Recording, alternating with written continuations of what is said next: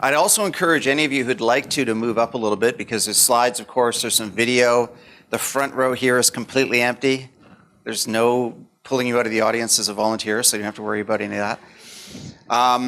But I just, by way of, I guess, context, welcome. And the timing for this is really good because we just went through a year-long celebration for our 100th anniversary, which ended in the beginning of May. So this is very topical, very current, and the lessons that I'll take you through, there's 19 here, and at the end there's a slide that shows all of them, so you can take a photo of that if you want later.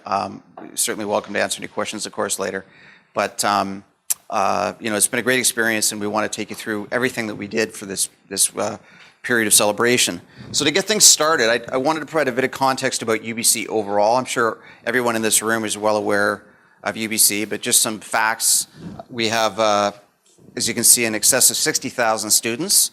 We have 2 campuses. We have one in Vancouver and Point Grey, and another one in the Okanagan that we've had for about 10 years with about now close to 10,000 students. It's, you know, a little bit different in its kind of trajectory because it's relatively new to the family, so to speak. So we deal with both of those things on an ongoing basis. We have 14,500 faculty and staff, and you know, definitely have some things to be proud of in terms of our accomplishments with our alumni and students. And just by way of kind of history, does anybody know the story behind this UBC lettering with people? It relates to the Great Trek, which occurred in 1927. And so essentially what happened was that UBC's campus was in Vancouver in a you know, not a great place, and there had been a commitment by the provincial government to build a campus on Point Grey about 10 years prior when UBC first started in 1916. That didn't happen, so the students did a march they called the Great Trek from that downtown location out to Point Grey. They got a petition of 56,000 signatures at that time. And then when they went out there, among other things, they created these UBC letters. And that's just an interesting shot for me because that is less than 100 years ago. That's 1927. And look at what UBC looked like at that point in time. I mean, and to know then that the amount of sort of the campus itself is less than 100 years old is pretty amazing. So this is our replication of that, our UBC 100 symbol that we did when we celebrated the centennial of UBC that started in 1915 and then essentially was launched for the centennial in September of 2015. So we had a year-long period of celebration for the 100th anniversary of UBC, the institution that ran for that year. So to just give you a sense of that, I'm going to we'll play a video that was done in commemoration.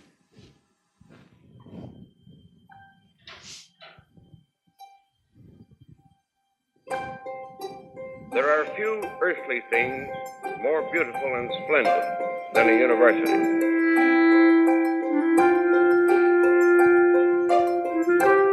There are few universities that can claim to have grown to the stature of UBC in such a short span of time.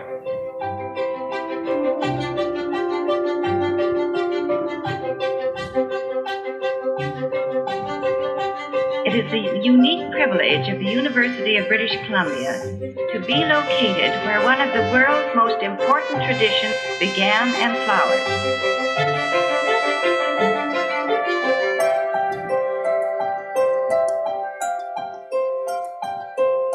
At this significant milestone, we should acknowledge and praise those who founded the university.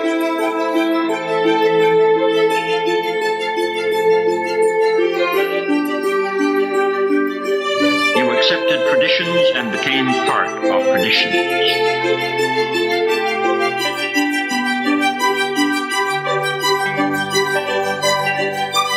Every last citizen is, in fact, a part owner.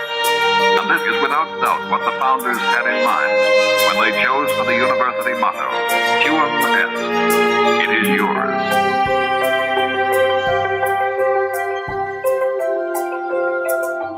It is a place where those who hate ignorance may strive to know, where those who perceive truth may strive to make others see.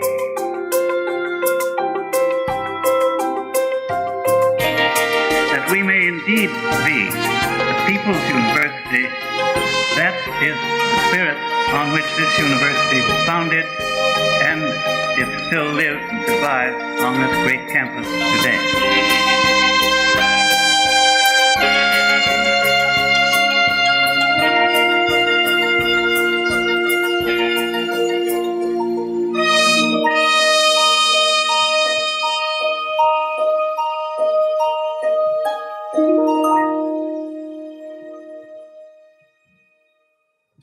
Okay, there you go.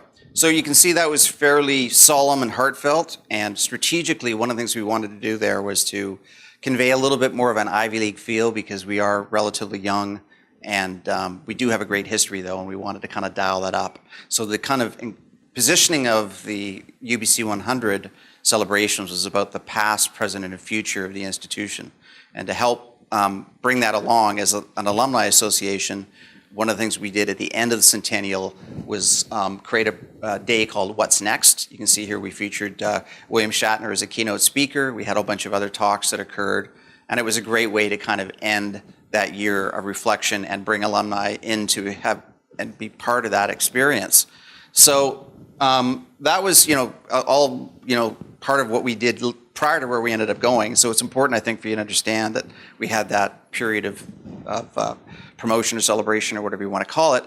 And the one other piece I want to speak to is with respect to Santa Ono, who was our president, and he joined UBC about 2 years ago. So that was a pretty significant thing too, because we had some issues politically and on campus that resulted in Santa coming in, and he's been a tremendous boon. So actually a kind of a little hidden lesson about this whole approach is to take advantage and leverage the assets that you have that already exist within the institution. And we definitely made use of Santa when the centennial for Alumni UBC 100 came up.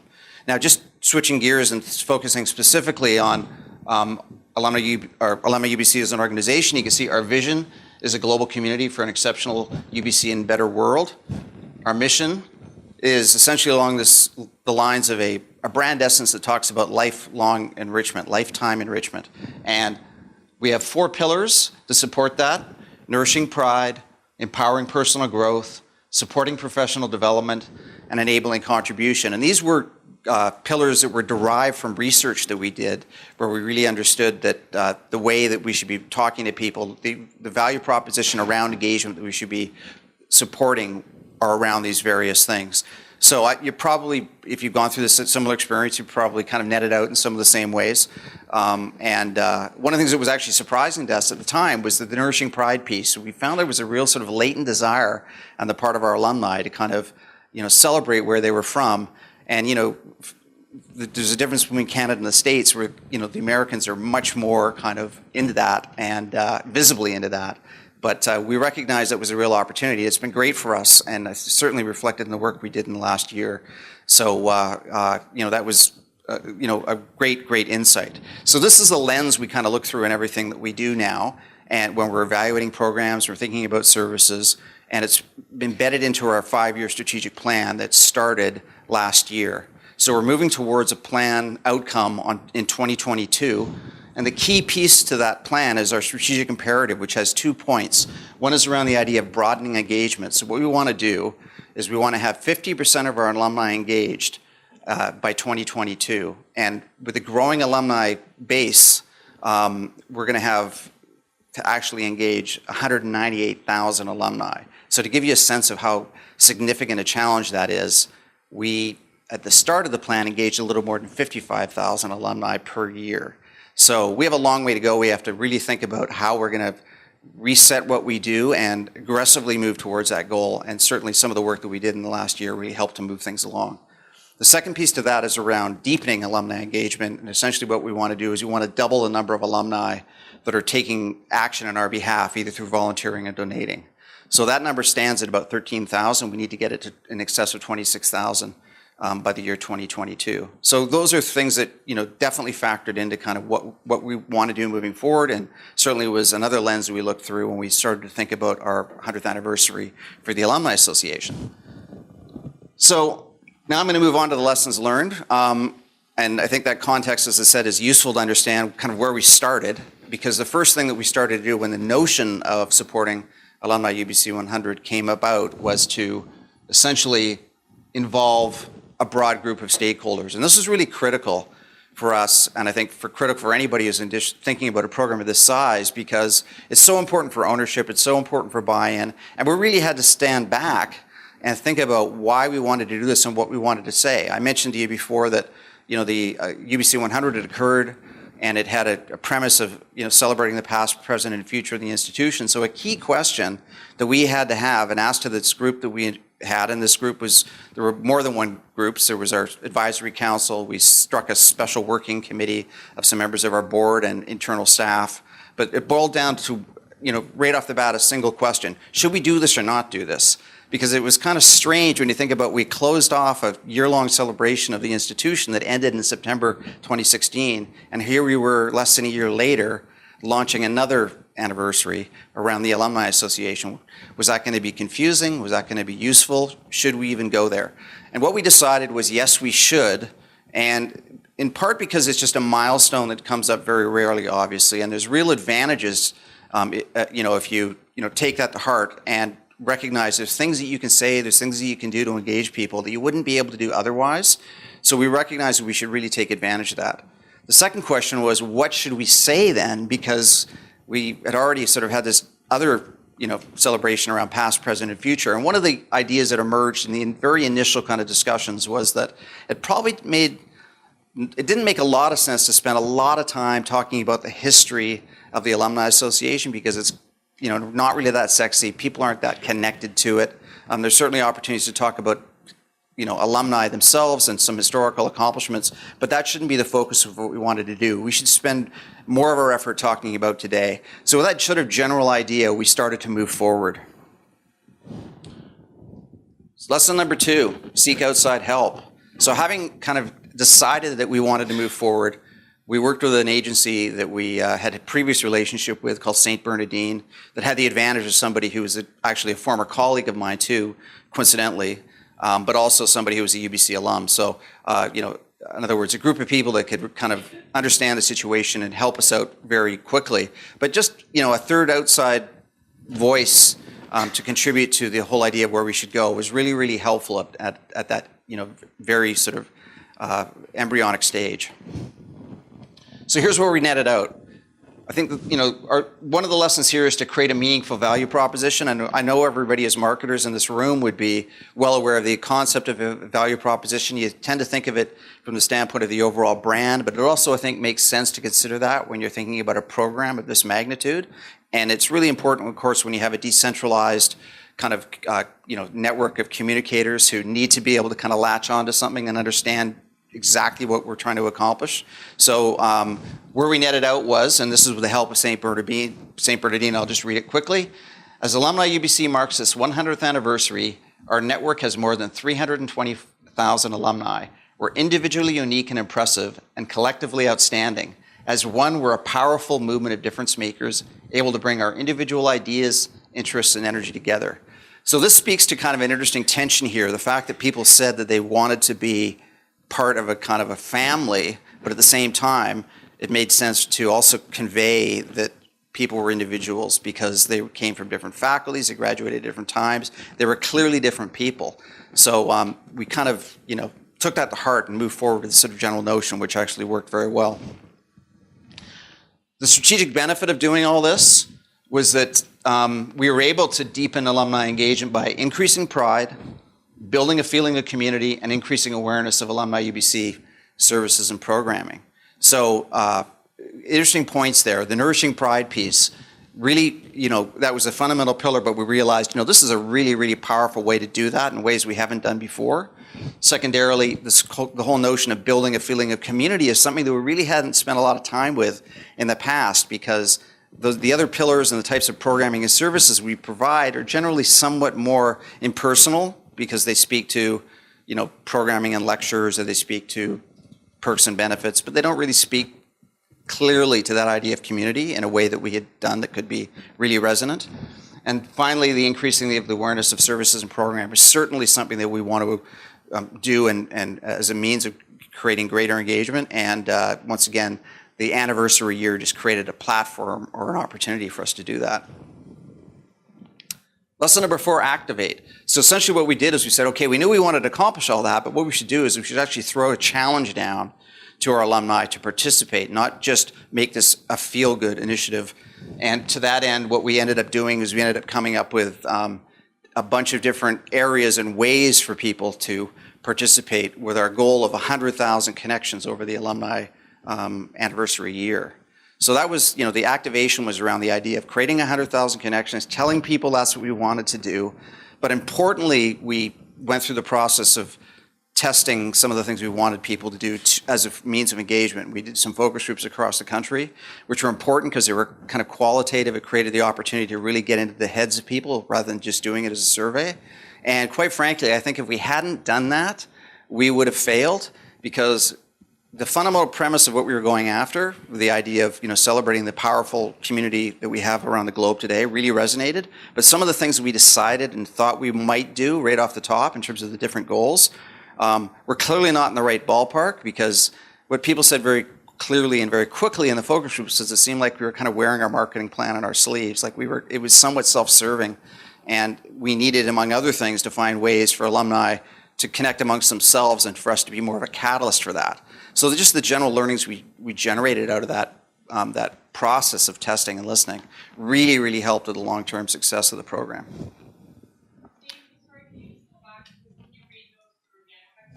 Sure, you know what, I'm actually the next slide speaks to the individual things. So this is a screen cap from what we had on the homepage of the website. So if you scroll down that page, you'd be able to click through in the various ways to connect. And I'm sorry about the formatting of some of this here. I guess it's something to do with an incompatibility piece with the spacing of things, but I'm sure you can read everything. So lesson 6 was shoot for the stars, but keep your feet on the ground. So what we did is we recognized that we had a big opportunity here. It was an elegance to 100,000 connections. At the same time, we knew we were going to make that by virtue of the fact that this 100,000 connections represents duplicated activities. So if an individual did more than one thing, they would be counted each time, as opposed to our point system that I talked about before, when we had a little more than 50,000 engagements. Those are purely on a head count basis.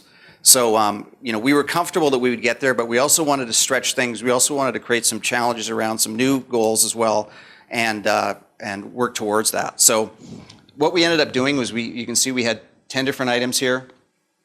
We had a global alumni map with 10,000, which I'll speak to in a minute. We had a program 100 dinners. We had our alumni day during homecoming, which was a new initiative, because previously we had an alumni weekend, but we were marrying it with our homecoming and creating a separate identity called Alumni Day during that time. We had reunions, events, our media consumption through our media library, benefits and services, our welcome center and the Robert H. Lee Alumni Center, which you saw when I showed some of the pictures of the overall campus. A volunteer and donating piece of 15,000, social media followers growth of 15,000 for 100,000. Okay, so having established that fundamental kind of, challenge to people about 100,000 connections, one of our key elements of success as well was to develop a rational creative message that was around 100,000 connections, but support that with a strong emotional underpinning. The way we did that was through the use of the sign as a property that was a common element between alumni and connected alumni. We really didn't know what we were going to do initially. So this shot is from a year and a half ago when we had Fred Lee, who's here. You'll see he was asked to hold it and smile. He said, "Hey Fred, just hold this and smile. We don't know what we're going to do at this point, but we'll trust us and we'll see what happens." So we did that. Then what we had decided we wanted to do is we wanted to get as many alumni kind of exposed to that, and we ended up going around the world, or at events that occurred around the world, taking photos of people with the sign to build a library of the sense of connection and a visual connection. So that took a bit of planning. So we essentially started the whole notion of doing Alumni UBC 100 about a year before we launched. And then once we sort of got things in motion, we had, it was fairly daunting to kind of put everything together in a relatively short period of time. So these are representing some of the cities that we went to and took some shots. So now what I'd like to do is play for you in a minute the launch video we did. when we came out with Alumni UBC 100 in May last year. So this video is probably a little bit too long. We had edited versions for different applications, but the point behind the video itself was really to sort of set the tone for the year.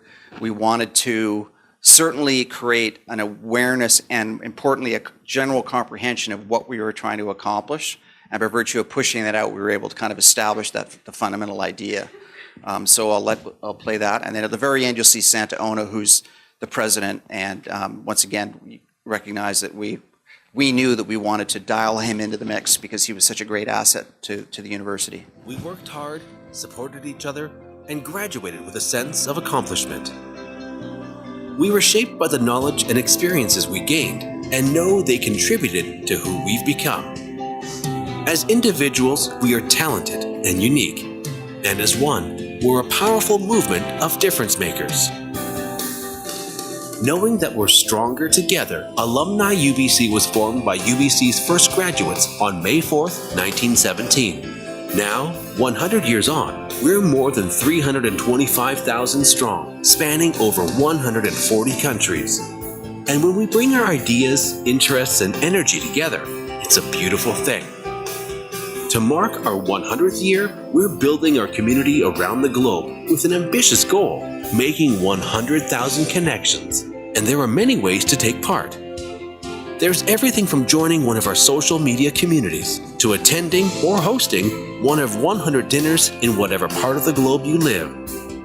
You can also participate in an official Alumni UBC event, either in person or online, and visit the Robert H. Lee Alumni Center on our Vancouver campus, the home of UBC Alumni for Life. The first and easiest way for you to connect is to add yourself to our global alumni map at alumni.ubc.ca. It's quick and simple. So join us in celebrating this remarkable moment in our history by connecting with each other and UBC. And stay tuned for more to come. Happy 100th birthday, Alumni UBC.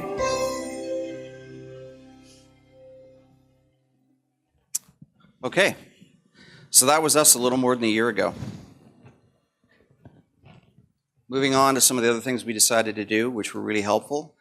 Lesson 8, secure corporate sponsors. So once again, the opportunity of this milestone that doesn't come along very often presented a real opportunity for us to go out and increase our value to potential sponsors and bring them aboard. So we had the benefit of Greg Soretsky, the recently ex-CEO of WestJet, as a member of our board of directors, and so it was a relatively easy sell to get WestJet, and that was very, very helpful. What we ended up doing is they donated 10 round-trip tickets, pairs of round-trip tickets to anywhere that WestJet flies.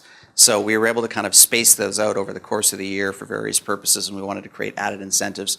At the same time, we gave WestJet tremendous exposure. I think it was something on the order of 4 million impressions, the combination of our communications, on-site activations, et cetera, et cetera. So it was a very, very successful thing. I think one of the things I should mention as well is, the sales cycle for these things tend to be very long. So we were a little bit limited by the fact we really only had about 6 months prior to launch to go out and sell. And if you do something like this on your own, starting as soon as possible really, really helps. Certainly for things like trying to secure corporate sponsorship. But that being said, we were relatively successful in doing it, and certainly one of the advantages of establishing those kinds of relationships in this kind of a context is that you can build on those relationships down the road as well. So I think a general sort of benefit of anything of this nature is that there's tremendous sort of potential legacy, long-term benefits as opposed to just the things that you do in the course of the year itself. Lesson 9, using all communications channels. So, I think today more and more communicators are asking, what's the value of print? What's the value of social media? I mean, because you hear about Facebook declines, et cetera, et cetera. What's the value of email? Well, I think the point of a learning for us is that to definitely use all your communications channels because you don't know what's going to come up on the mix or what's going to come down in the mix. And we certainly had an opportunity, once again, with a lot of news around Alumni UBC 100. We wanted to make the most of that. And one of the things we did, well, I'll just walk you through the various sort of elements. This is our website. This is the homepage. So we retooled our regular website for Alumni UBC to focus on the 100th anniversary, and to do it in a very, very simple fashion. Just ask people to watch the video. We had this counter below to talk about the connections that were happening. Below that, we had that little grid with the individual areas that you could connect directly through to engage. And that turned out to be quite successful for us.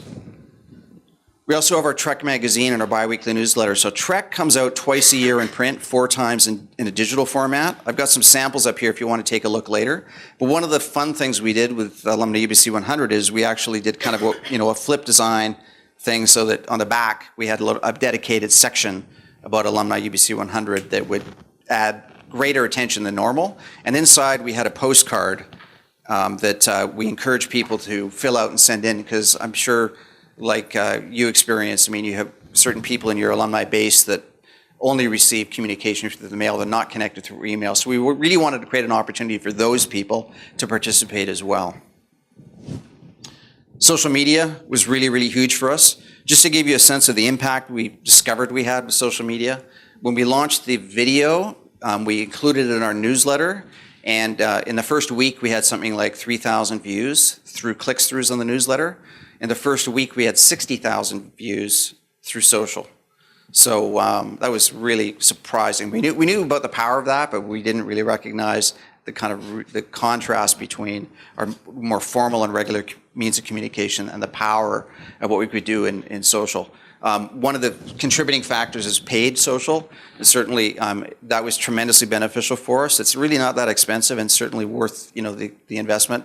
And as well, of course, it has the benefit of being able to target specific markets geographically or otherwise.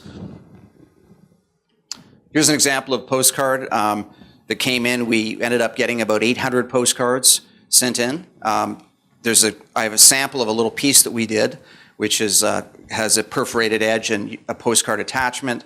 And on the back, it explains how to participate.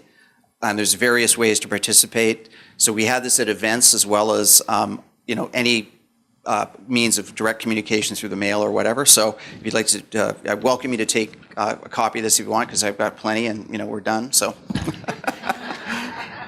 we'll save the recycling.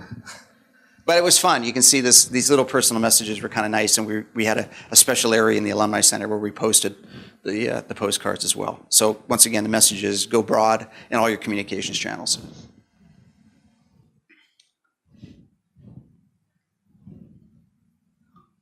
Integrate social media in the creative. So this is a little nod to the fellow on the left there. And these are, the usual sort of roll-up banners. And what we decided we wanted to do is we wanted to show individual people and have really an inventory of these. So at any given event, we could have a bunch of them around the room, and it just created a sense of fun and energy. And at the same time, we had a Trek magazine editorial committee that worked with us. And the fellow here on the left, who was a colleague and was part of that editorial committee and as an alum, he is a bit of a social media guy, and he said, hey, why aren't you doing a little bit more to drive the social media piece everywhere? And so what we ended up doing was we ended up putting a hashtag, #WeAreOneUBC, in everything that we did. So that happened a little bit after the fact. So you can, when you see that sort of, when I showed you that initial board of the We Are One with Fred holding it, it didn't include the hashtag. Later we included that. So in the postcard we created, we've got that. And that was a great insight and a great contribution. So this is some of the examples of what we got from people. Very grassroots kind of stuff, which is fantastic. And this is how it translated into social media followers. So for those of you in the room that go to these various schools, I trust that this information is correct through the analysis that we did. And this is followers that are not necessarily at the faculty level, but based at the alumni level. And as you can see, we're at the point now where our aggregate level of followers is in excess of anybody in the country. And I think to some degree, that was driven in part by the types of communication that we created for Alumni UBC 100 with the postcard and things of that nature. There's certain kind of content that works a little bit better in social and other things. And so that was an example of how, organically we received a lot of support, and I think reflected on that intrinsic desire for people to kind of show their pride. And once given the opportunity to do that, they really went for it. I'll also add, too, an interesting point, which is when we went around the world to have people holding those signs initially, I was actually quite concerned, because, of course, I wasn't able to be in all those places, unfortunately. Just doing it because we didn't have a context. We weren't really explaining what we're going to do. We wanted it to be a reveal. But it was really surprising, the number of people, they were almost lining up to have their picture taken. So I think that's, a general lesson to all of us on this whole notion of pride, again, is to really recognize how much there probably is there that you may not have realized, and definitely make the most of it. And to make the most of it, you need to kind of develop and cultivate these kind of emotional appeals that maybe haven't been quite the direction or the focus of things in the past. Empowering others. So this is a bit of a lesson we learned from a UBC 100, where we had a grant program where people could make a submission on anything they wanted to do to help support UBC 100. And so we, on a smaller scale, we replicated that. So we invited all faculties and units to basically get a $1,500 grant, submit a proposal, and then we had a review committee to award I think we had something like 10. A budget of $15,000, and these are some of the things that resulted from that. So some of them were friendly and social, like barbecues, and others were more serious. Here's an example of one of the great applications. This is the Winter Classic that our athletics department does. It's a annual hockey game. Once again, Santa very prominently featured, but you can see that we actually generated a pretty significant contingent of alumni at the event itself. Lesson 12, reach far and wide. So one of the things we definitely wanted to do was we wanted to make sure that our alumni around the world had an opportunity to participate. So they could do that electronically, but we also wanted to make it happen on a more tactile, local basis, wherever they were. And this is a bit of that learning I talked about too when we did the focus groups, and the notion came up of alumni wanting to be able to kind of use us as a catalyst to connect with other alumni. So we took and adapted a program that Johns Hopkins had done when they had a 100th anniversary and called 100 Dinners. And so we had a microsite within our Alumni UBC 100 site that allowed people to go there and essentially say they wanted to have a dinner wherever it was in the world. And we would send out invitations. They would just provide an indication of where that dinner should be. We weren't supporting that for them financially at all, although we would send a sort of a swag bag out with some pins, and we had some coasters made up with UBC trivia. We've got some samples of those as well if you'd like. But they were ultimately some great things to kind of give it sort of a sense of a tangible, focus for people who showed up to the dinners. And it was very, very successful. We didn't actually hit 100 dinners. We've done about 77 of them. But from places far and wide around the world, from unexpected places like Oslo. So just imagine if you're in Oslo and you think, gee, I'd like to do this, and then and we orchestrate sending out invitations, and all of a sudden you're able to meet somebody or 10 people in a restaurant in Oslo that all went to UBC, and you were just convinced you were the only person that went to UBC. So that was a pretty amazing experience, I think, for people, and certainly something that we'll want to work and build upon. So this is an example of some of the locations around the world where the 100 Dinners ended up happening. Sorry. No, it was people could either host them in their homes if they wanted to, and by virtue of doing that, they were being, generous and asking people, and there was an expectation, of course, you're going to get free food, but generally speaking, no, it wasn't supported. It was just, an invitation to show up at a restaurant. And I had the benefit of doing one in North Vancouver where I think about 75 people showed up. So it was a great thing. Next lesson is don't reinvent the wheel, but still do new things. So we have our annual Alumni Achievement Awards every year, and we had budget within our overall Alumni UBC 100, funding to actually sort of plus things or enhance things. So we definitely knew that we didn't want to do so many new things that we, basically asked ourselves, created too much work for us, but we wanted to enhance, for starters, things that we already did, and then do a couple of initiatives like the 100 Dinners. But in this case, for the dinner for the Alumni Achievement Awards, we reoriented the location to the Hotel Vancouver, which was a version of the Hotel Vancouver was where the original convocation occurred in 1916. So it was a fun sort of historical retrospective, and we created a video for the night that I'm going to show you in just a second that spoke to that history. So off the top, I mentioned the fact that we wanted to kind of focus a little bit more on the the future and the the global community of today as a primary focus, but at the same time, there were appropriate, and there are appropriate places and time to do certain sort of tactical things that speak to other aspects of the, your organization. And so in this case, it was a perfect opportunity to kind of do something a little bit historical. And it was, well received. And the other thing that we did when we produced this is, you'll see it's kind of done in the style of a sort of a silent movie using archival footage. It took quite a bit of work to get that footage and, to sort through it. So we didn't brand it Alumni UBC 100. We really wanted to create a piece that would have a shelf life of about 20 years that we could pull out, because we were unique in putting the effort into getting all that done. So we played this at the dinner. It was fascinating that the march you'll see of the people that are walking through the square in front of what is now the art gallery was literally a stone's throw from the hotel. So in the background of that, you can see a building where the new current Hotel Vancouver is, which is where we were having the dinner. And that was pretty cool to see people from 100 years ago in essentially the same place. So we'll roll that right now.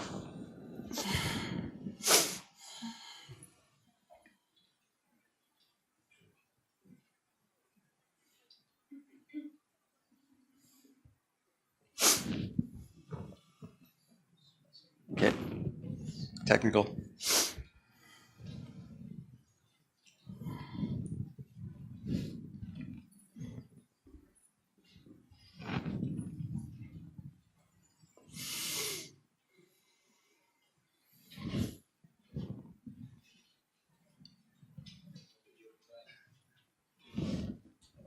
Okay, it was there before, but anyway, we'll move on. Sorry, we don't seem to have it right now. Lesson 14 was celebrate. During our alumni day at homecoming, we created a thing called the Welcome Home Party. And it was a special party that we had at the Alumni Center as part of our overall celebrations of the day. And it was amazing. I don't know, maybe you can get a sense of it here, but it was, everybody that went was, had a tremendous time, and it's certainly another opportunity and something that we're going to replicate and try to improve upon from year to year. It's going to be hard to do.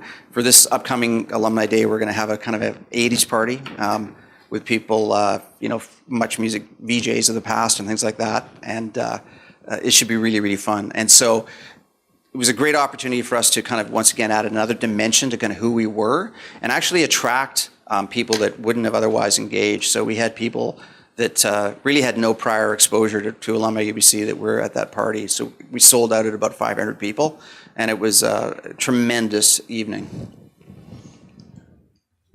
Lesson 15, share your results. You saw on the homepage that we had that little meter. So what we did is we upgraded that from time to time to create a sense of everything kind of being dynamic as well. When you see the collective results through this icon of this one, you can, essentially motivate people to join the party, so to speak, and realize that this is something that's real and there's a lot of other people participating. And that really worked well. It also created the opportunity for us to, from time to time, focus on individual specific things throughout the course of the year. And then we had the ones for those individual areas as well. So when you drilled in on the homepage, that matrix of the 10 different activities, each of those individual pages were supported by the one meter that showed how far things had gone. The other thing I should point out too is that it was also important for us to, pace ourselves over the course of the year. And so with something like 100 dinners, we actually didn't launch that until late September of last year. So we recognized that when we came out of the gates, there was almost too much information to process. The video sort of explained what we were going to be doing over the course of the year, but we only focused on certain things. And by the time we were able to focus on alumni, the 100 dinners, it was after our alumni day. And there's an obvious sort of gap there. So there was the Welcome Home Party, for example, was a piece of primary promotion for about a month. So definitely, I guess I should add that as a lesson, is to kind of pace yourself. This says, or should say, make sure there's something in it for them. So yeah, we had successes and we had things that were not particularly successful. So the Global Alumni Map was an opportunity we had because for alumni, or rather for UBC 100, there was an online map that was created that encouraged faculty, staff, and alumni and students to add themselves wherever they were. And that worked to a certain extent, but what we did is we took basically that platform, and we limited it just to alumni, and then we added a layer that actually showed where alumni were all over the world. So it wasn't a case of having to add yourself to the map. The first layer was to be able to see where alumni are, which is pretty amazing and fun. You can actually check it out if you want later. You can go to the website on your phone. You can drill down to anywhere in the world and see generally, how many alumni are there. And that was helpful for 100 dinners as well. So people in places like Brussels could say, oh, gee, is this even worthwhile? And then they could do that search. And that part of it was really good. The part of it that wasn't so successful for us was the people actually adding themselves to the map. Because despite the fact that we were encouraging them to do it, and we had a little bit of contesting, it was asking them to do something where there wasn't a direct, tangible benefit to them. Unlike a lot of the other things where you buy a ticket to the welcome home party and be able to have a great time, et cetera, et cetera. It was a clearer thing in other areas about how it was beneficial. So that didn't work quite as we had hoped. One of the things that we'd asked people to do is to post a little selfie, create a profile, and then we also went one step beyond that and asked people to kind of create a little video. We thought they might want to do it on their laptop or whatever. They'd have the postcard handy by virtue of getting it in Trek or whatever, and that was a complete failure. But we did have a company called StoryTap we worked with, which was beneficial because what they do is they have a platform that allows you to kind of edit in real time and have sign releases and everything. It's very, very seamless. So if you're ever considering doing something or asking an alumni and there is something in it for them to make some sort of a little message, don't ask them to do it on their iPhone or whatever and send something in. You're going to need to work through a company like StoryTap to make that happen. So here's where we netted out. As you can see at the bottom, we actually achieved 163,000 or slightly in excess of that connections over the course of the year. So that did exceed our expectations. It was, pretty fabulous. You can see in terms of the percentage completion, we pretty much either netted out at 100% or exceeded 100% in all instances except for the global alumni map, which came in at about 50%, which is fine because once again, at the outset, we knew we wanted to have some stretch goals, and it was okay that we didn't meet those goals, and in some respects. So, still 5,000 people adding themselves to the map is, somewhat significant. So that's great. And we were very, very proud of the collective achievements we were able to have. And certainly those achievements extended far beyond just the Alumni Association staff. It was also what was able to happen at the faculty level. So that was another lesson, is that the ability to kind of empower those faculty people with things like even little things like the swag, like the coasters or whatever, created a connection point for them and gave them a reason to kind of get behind things. Sorry. Yeah. No, these are counting total connections. So if somebody might have done 3 things, they're counted 3 times. Yeah. So where we netted out at the end of the year with the unique connections is we did in excess of 70,000. So that's a fairly good thing for our first year of our 5-year strategic plan. We still have a long way to go to get to 198,000 by the end of the year in 2022, but at the same time, that's a significant gain. It was a great, great jumping off point for us for our 5-year plan. We had an incremental budget of $250,000. This shows you how that money broke down. 45% was for digital projects. That was helped by the fact, say, that the Global Alumni Map was a platform that already existed that we just improved upon. I'll add one other thing about the Global Alumni Map if you want to consider doing something like that. One mistake we also made was that because we had to launch it at the outset of the program, we had a lot going on, and there wasn't a mobile-friendly version of the map with the previous technology, and so we had to wait about 2 or 3 months to actually activate that. And what happened, of course, we were so successful out of the gates, and we mentioned the map, a lot of people went there on their phones and just abandoned because the experience is not good. And then once they had that experience, it was pretty hard to, despite ongoing promotion throughout the year, to get them to come back again. So definitely, if you want to do something like that, make sure you have a mobile-friendly version right at the beginning. We had 25% to enhance events, things like the Alumni Day at Homecoming and the Alumni Achievement Awards, as I showed you. We had 15% for communications, such as social media promotions, et cetera, and the enhancements to Trek. And then we had a contingency for various other things. And we're actually underspent. We were at about $230,000 right now. We're going to spend the rest of that money to continue some things, but it worked out really well. Lesson 17 is take risks. So this is the now for something completely different portion of our program. having budget available to us created an opportunity to take chances and do things we wouldn't otherwise do. And one of the things that we have this, I wouldn't imagine, is unique to us, probably all of us in this room, is we have a relatively significant number of alumni that we communicate with, that are not really engaged with us. We recently did a segmentation study that where we identified 10 different segments, and the largest segment overall is a segment that we call idle, which represents about 33% of our entire alumni base. And idle in the sense that they're not really participating in any programming that we're doing. They're not showing any level of commitment in terms of volunteering or giving money.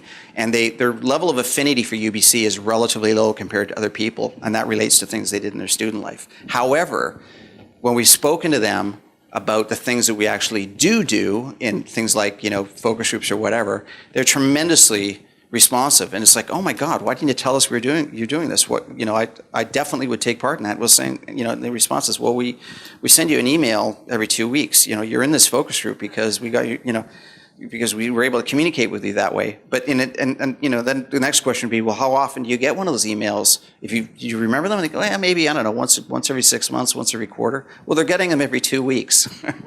They're just not opening them, because it's just not something that's kind of resonating with them as something to do. So in recognition of that, we're going to come out with an app shortly at the end of the summer.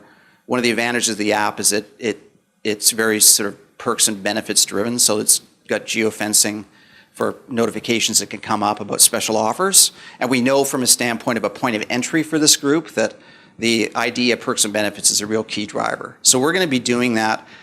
But at the same time, we recognize the need to promote that app availability in a way that's unconventional. So what we did in the kind of taking risk category is created a series of 3 videos I'm going to show you right now that we're going to be putting out in social and other places. We're going to see how it goes. The advantage and the opportunity of these is that we can actually be very, very laser focused in the targeting of them. So we can choose a certain city, we can choose a certain age demographic, and see what happens. So these videos have not been launched. In fact, there's very few people. I think there's Jeff in this room has seen these, our executive director, but very few people at Alumni UBC have even seen them as well. But we have tested them in focus groups, and we had some really, really positive results. So that being said, I'm going to show you the 3 of them, the 3 that we produced.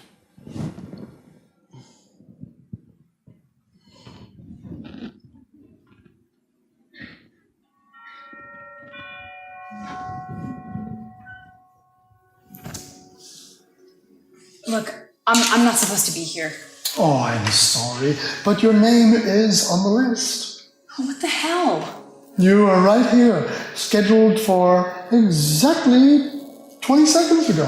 No. I am a good person. I recycle. I don't have any library late charges. I'm a great example of a great human. You were okay, yeah. You weren't great.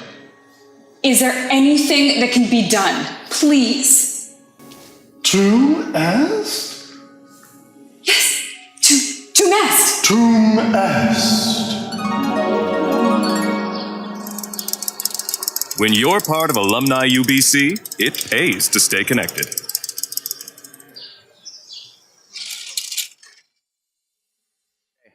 So the intention there was to use to-est as a bit of a secret word and a connector, obviously. And at the same time, you notice that we didn't actually kind of end it with a call to action or a payoff. But we can do that when we sort of post in social, whether Instagram or whatever, with the captions underneath. So we wanted it to be sort of multi-use, dimensional in terms of its potential applications. The app has turned out to be the perfect way to get this out there. So we'll be doing that, and that's one of the reasons we waited. So here's version number 2, treatment number 2.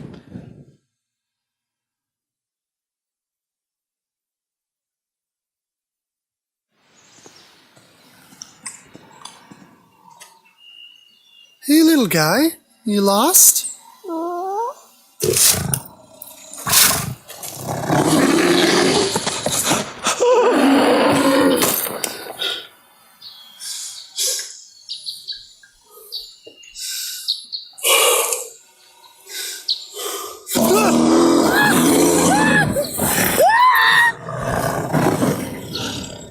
To-est.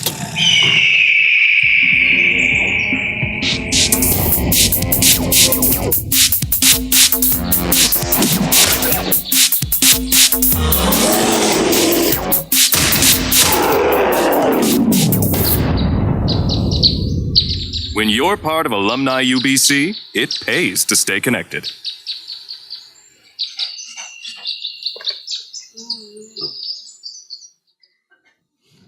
Okay, and so version 3, I'm going to show you the extended director's cut of this particular one, which will may be edited when it finally gets out in the real world, but it's fun, so.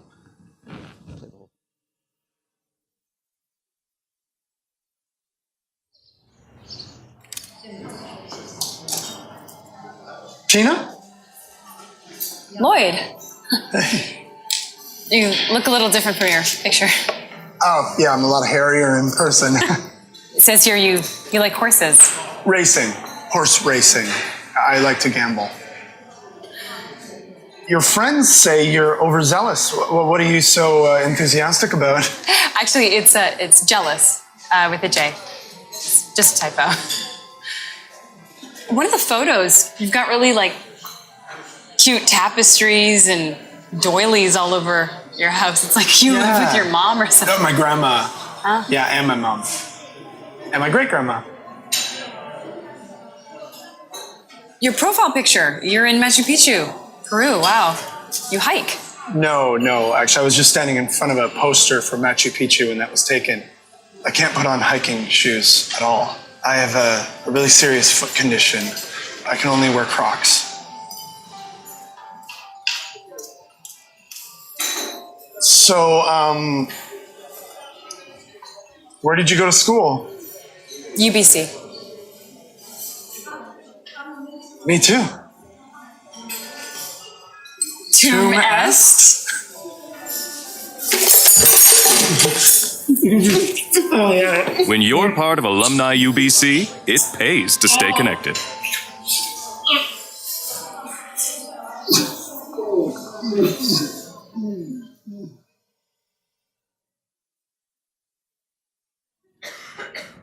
So, we'll see how that goes, but I think, once again, the lesson is take risks you have an opportunity to do when you normally wouldn't, because maybe money's there otherwise.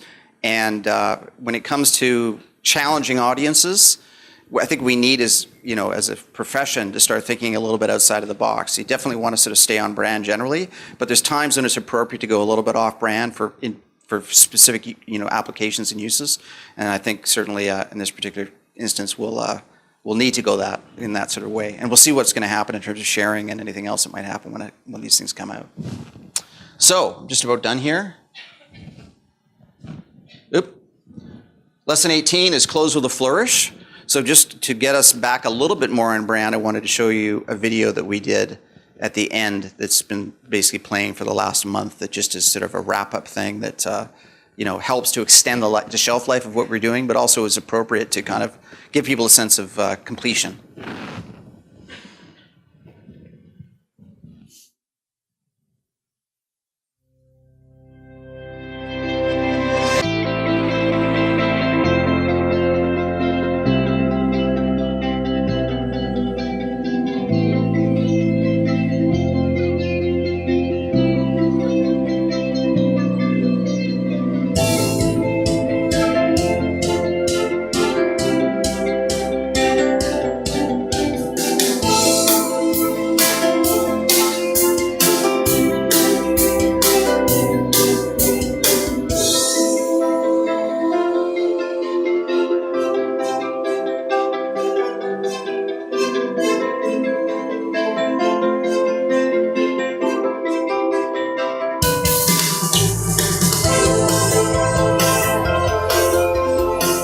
Happy 100th birthday, Alumni UBC.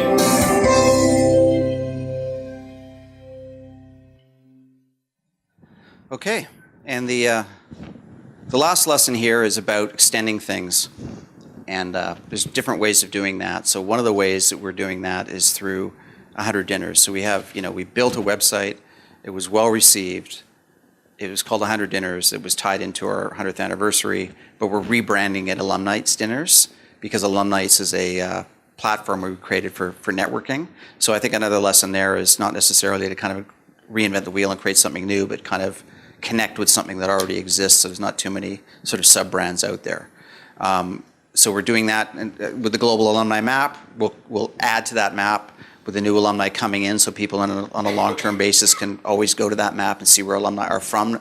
We'll stop the idea of promoting people to add themselves, but still I think there's some genuine use there. And the other piece to this whole thing, of course, is the data side of it. So I mentioned about certain things we've done, like the Welcome Home Dinner, where we've been able to kind of attract people who we wouldn't have attracted before. And so one of the kind of opportunities for us moving forward now is to drill into that data a little bit more and really enhance the connections we have made. And in fact, we're undertaking for the first time a bit of an advocacy program for our alumni. And certainly having the benefit of this enhanced database is certainly helping and will help in that respect quite a bit. I'm leaving you with this list of all the different lessons, which I'll repost in just a second. I just wanted to end with this quote. I think it relates to kind of some of the things I've been talking about today. And hopefully, there's something you were able to pick up, just one or two lessons maybe that resonate with you and maybe inspire you to in what you do in your day-to-day work. But that's it. So thanks very much. I'm now open for questions.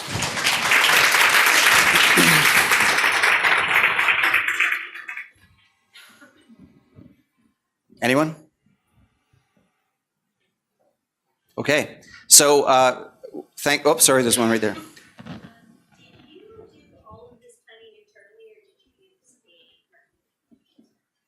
Internally, or sorry? Was it just internally, you folks creating this plan, or did you use any external help? Oh, so the question is about internal versus external help. So we did engage St. Bernardine, as I mentioned off the top, an outside agency. They really just participated in the sort of general strategic premise, and they helped to some degree with things like some of the script development of that initial launch video.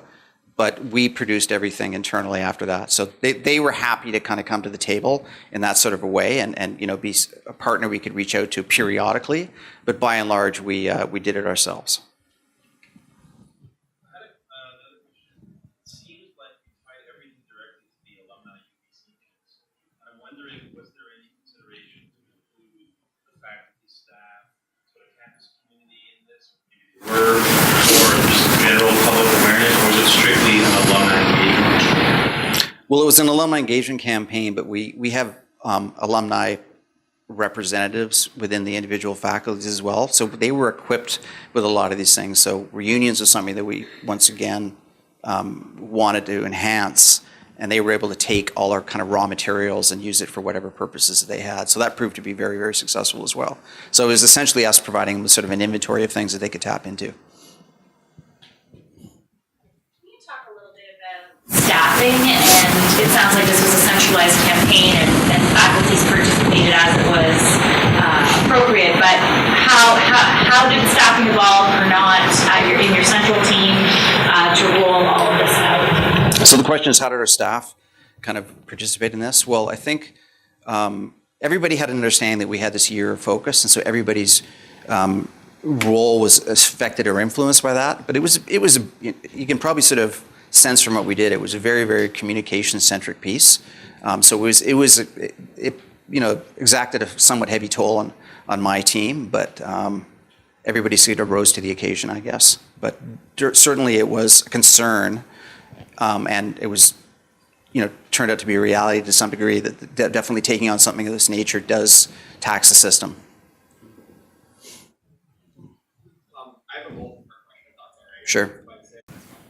So the first part of the three-part question is what methods do you use to collect all the information to inform your alumni 100 strategy overall?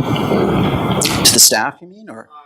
Like the methods you use to collect information to say, okay, we think we should do this, so let's collect information from our stakeholders essentially. What were some of those ways that you collected that information? They were. At the outset, they were more sort of workshopping. So we had, as I said, we had sort of a working committee that met regularly. But we also engaged people like our advisory council they meet quarterly, and we had them come in, and we had a session around that. So, once again, it was a little bit about buy-in. They were contributed to the idea.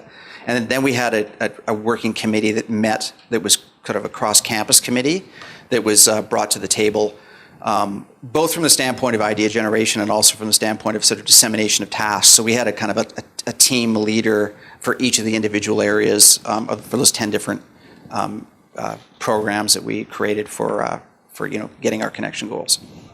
And then the second part of the question is, what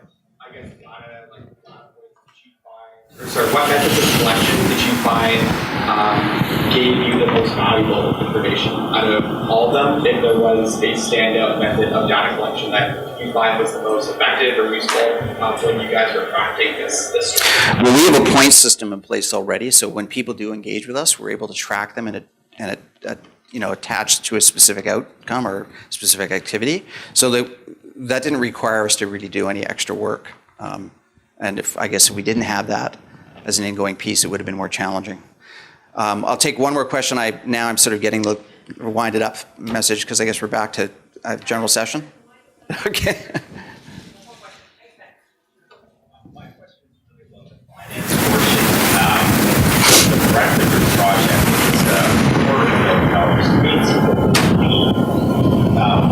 what's the thought process around that? Is it a remote loanness, a loan cost, $600 per loan? What was that like? I don't know if it was really dealt with that scientifically. I think we kind of went to the board and we appealed to the board and said, here, we have a unique opportunity. Can we create some specific and special funding for that opportunity? And we asked for $250,000, and ultimately that's what we got. We could have, in fact, I think they actually said, if you want more, tell us, which was not necessarily the way that things normally operate. But once again, I think they recognized that we had a real big shift we could generate here. So if they had said they were only giving you $100,000, we would have worked with that.